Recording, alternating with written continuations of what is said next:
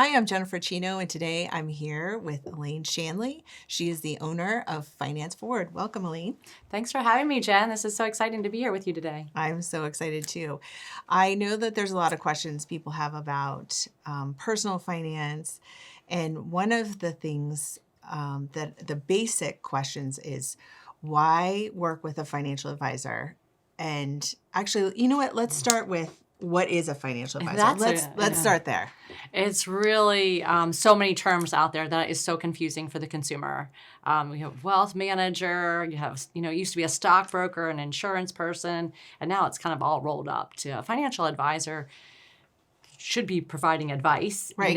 And in terms of investments. But I think it's really, I consider myself a financial planner or a wealth manager that really covers the whole scope of somebody's finances. That might include investments is just one piece of it. I think so many people just pigeonhole financial advisor just with investments, and that is becoming more and more of a commodity. Honestly, people need much more help with insurance or real estate transactions, all of the different things, savings, budgeting.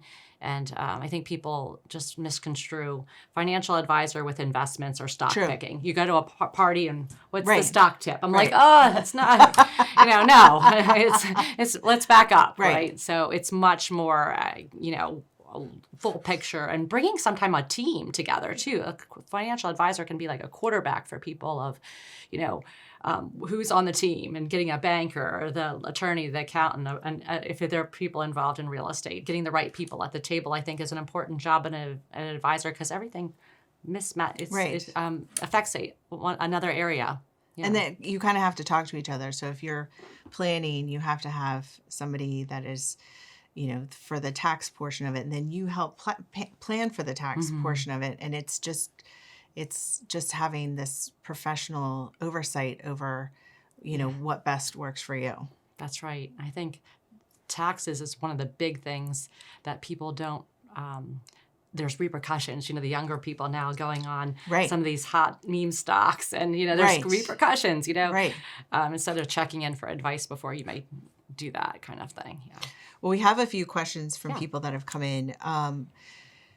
So one of the first questions we've received is, why is having a financial advisor beneficial for long-term financial planning? I think looking at the big picture of the scope of what you're trying to build with either individually or as a family is really important to look at the big picture because short term you can make mistakes. Right. And also, we're all human beings. I've met some incredibly smart clients and people I've worked with over the years, but we're emotional beings. Right. There's sometimes headlines can be awfully, especially it seems this time especially. It seems it can get people off there. You have to go back and remember what we're planning, remember what you're trying to build on, and it helps people keep accountability to their goals. Well, one of the things we didn't realize when we were in our early 20s is how important you don't think about that sort of thing when you're in your early 20s planning for the future because it seems so far away. And then we had a couple of really major life events that happened that sort of got us thinking in that direction. And one of the important things besides financial planning was estate planning. Do you work a lot with estate planners? Oh, absolutely. Documents mean everything. I always start there before anything else. The investments and all of the other things are just how things are titled in the documents really can be disastrous for a family if they're not titled right. And people don't understand the importance of those documents often. So a lot of times the role of a financial advisor is educating what those things mean, because sometimes attorneys are great and they're also not accessible to everybody or people are more intimidated. So just getting that education of the why of doing the documents and what they mean and breaking it down so you're kind of in a more sometimes reasonable price point to be having that education versus having an attorney maybe sometimes at a higher price point at doing that education. Is there an age that you would recommend starting to speak with a financial advisor? That's a great question. I think what I like about what I do is everybody's situation is really different. So a lot of times it's fine to do it yourself for a while, but obviously when you get into a relationship with another person, And when you're becoming engaged or married, obviously, any kind of life event, having children, a divorce, a lot of times, having a business, having that, what if, even if you're a single person, what is going to happen to me if I get sick, asking the questions. I think a financial advisor can help with being a sounding board, and also kind of, families are complex and not everybody gets along necessarily. Right. So it's kind of having a safety person to say, okay, well, this person can help facilitate some conversation sometimes. And then as a financial advisor, how do you help people avoid mistakes when it comes to money overall? Yeah. So education, hopefully, is helpful. Sometimes there's different roles. So typically a financial advisor is more on the consulting side. Okay. So you're kind of coming for the advice to execute the advice. I think the really good advisors ask really hard questions, and sometimes they have to back up with the client or prospect and be like, they kind of need financial coaching. Okay. And that's different than being the consulting. Mm-hmm. And then some people, we have a trauma when we were born. If you have a family that didn't make good financial decisions, that sticks with you. And it's hard to get out of that mindset, of scarcity mindset, of not having enough, or spending, some people, gambling or things like that. So people have sometimes issues, and now there's a field of whole financial therapy and really getting out of uncovering what those challenges are, because it's really not a fiduciary sound to give people consulting advice if they really still have these core things that they can't let go of. So I think really good advisors and would recognize sometimes those different roles and where they fall in those roles, and maybe add some more of those people on their team. Okay. Yeah. And then I know this is going to be a question that people are going to want to know, but how do you get paid? Great question. And it is different. I think the industry, when I started 30 years ago, it was, first of all, hardly any women. It's still not many women, but it was mainly commission world. And it was like, oh, here comes that, person just trying to sell me something, And I think the industry's gone completely in the other side of the paradigm, of fee-based. So everything, if it's not fee, you're not a fiduciary and you're a bad person, a bad advisor. That's really not true. I think that there's a lot of good products that people do have. So I'm a hybrid advisor, because I think it's not so simple. Sometimes if that's an advisor's model and they just work fee-based, that's great. They know they can communicate that and people know what they're getting. But I kind of meet people where they are. So a lot of business owners have different types of products that are not that don't operate like that. So I think you have to find, when trying to find an advisor, you have to really uncover what exactly are you looking for, instead of trying to say there's no necessarily one way is the best way. Do you find that there is a specific question that you get more, like the most frequent in your industry, or that people come to you with? Is there an overarching question that people... Yeah, what does it cost, right? Yeah. And there's always a cost to doing business, right? And I think not doing something of getting advice is a cost, sometimes an opportunity cost or another type of cost. But it really is complicated, because I think, a lot of people just do investments and there's a fee, and the industry is pretty straightforward of what the benchmarks are of what the fee should be. And there's some people that charge maybe too much for what you need. But I think really asking for what you're looking for in an advisor, because I do financial planning, so you could just do advice only, and that's all you're paying for. Okay. So I think really unpacking what it is what you're looking for in an advisor and how much those things cost, because it's not just one thing. It could be several, or it could be, obviously. When you have assets, that helps. It helps get you more real estate. It helps get you more advice for the cost structure. Mm-hmm. Is there a minimum portfolio that someone needs in order to start working with you?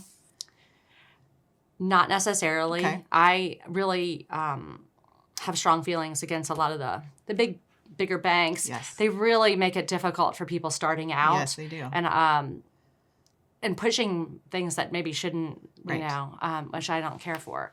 So I really have tried to really just try to go for people that are coachable. Okay. And if they want to grow, I have young team members on my team now that can work with those younger clients or children of my clients, or people, a lot of entrepreneurs, it's tough starting. They don't have a lot of assets, but they have a great vision. If I believe in them, I will be there to help meet them along the way. And I'll find out a cost structure that's beneficially mutual for both of us. So what would be the process of someone who wanted to reach out and start this process? Yeah, it's more, most of the financial planners, a certified financial planner is probably, if anybody's looking for somewhere to start, there is a search. Okay. You can do cfp.org and you can find somebody in your area and what their minimums are. Okay. So that's probably and then interviewing a couple people. Okay. I think that's, you want to feel comfortable. Personality is something, I encourage people to interview a couple people, even interview their staff. It's a relationship. Yes, it is. And it's hard to, it's once you get into it, it's a lot of time spent and you really want to trust that person. So usually it's that part of it is the first piece. Then it's the discovery process, right? So every person that I work with goes through the financial plan. We get all their stuff organized, just organization, right. What kind of documents they have. And unless there's an emergency, we try to goes through that whole process of where are their opportunities, what's some threats out there, organizing the team, who is the team, making sure, next identifying the goals and actions. So if someone wants to sort of take stock of their financial health, what would be, getting all of their statements together and all of that, having all of that together, is there anything specific that somebody wouldn't think of that they need to have available in order to have a consultation? I think your tax returns. Tax returns, yes, it's a big that's one. true. I think, just your W-2, a lot of the tax return shares a lot of information. Why are you, it shows some of the pitfalls or opportunities that could help in a plan. The statements, obviously, the real estate that somebody might own is a big piece of what are the cost basis of things. Okay. Right? Because people might have goals, but there's consequences to doing things. But I think, the more information they share in the beginning is helpful. The bank statements, things like that. In this sort of day and age of where we are economically, people are pretty stressed out about their retirements and investments and things like that. Do you have any just overarching advice for people or sort of just to sort of get started or to calm people's nerves about investments, or what do you say to your clients right now? Turn off the TV. The news headlines. they're just there to sell negative news. Okay. Constantly negative news is the headlines. Those bites that get people to click and do all that. I really believe in the buckets of money concept, which is really looking at usually one portfolio of just everything in a basket. Usually doesn't. It can especially for people close to retirement, really saying, okay, well, most people are living longer now, living till your 90s, a lot of people, and even if you're not healthy, the system's keeping us going. So you really need to be in low-cost things to help and use that time to get you to that period of time, the stage of your life. Then there's emergency reserves. You gotta need to know if you have a roof problem, if you have a health issue, kind of thing, that you have those safety assets, that you can grab onto. Okay, and a question for that is, where's the best place to have an emergency fund? Just in a savings account, or what do you recommend for that? Because I know that's another question that people have right now. Yeah, well, it's the high savings. Usually the banks don't offer a lot, and the savings accounts rates right now. Yeah. But there are some really great online savings banks that you can get a higher yield. If you're in a higher tax bracket, there are municipal, ultra short, safe funds to go to. There's lots of different options, and that's another reason why a financial advisor would be able to maybe substantially discount their fee on those kind of assets, or at least point you in the right direction. But that's really great to have that short-term money. And then I really like the intermediate term, or something's more 3-5 years out. We don't know where the economy's going. Having more of a tactical play of that kind of gives some help to the advisor that's to the client that's nervous about the Right. markets or Yes. something like that. We can say, okay, well, we can mitigate, we can turn, that kind of thing. So I usually think it's a combination. Perfect. And then the third bucket.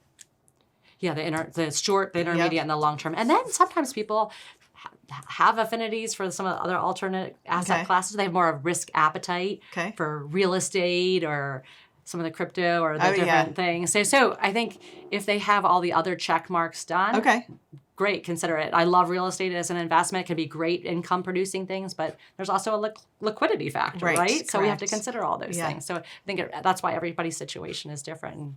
And it's to me so fascinating looking at putting the pieces of the puzzle together for each person.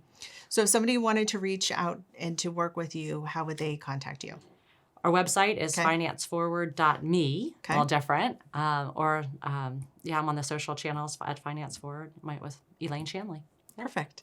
Well, I will have all that contact information in the description below, but if you have any questions, feel free to reach out. Or if you have any additional questions, feel free to post them in the comments. But thank you so much for joining us. Thanks for having me. I really enjoyed it. Thank you again. Sure.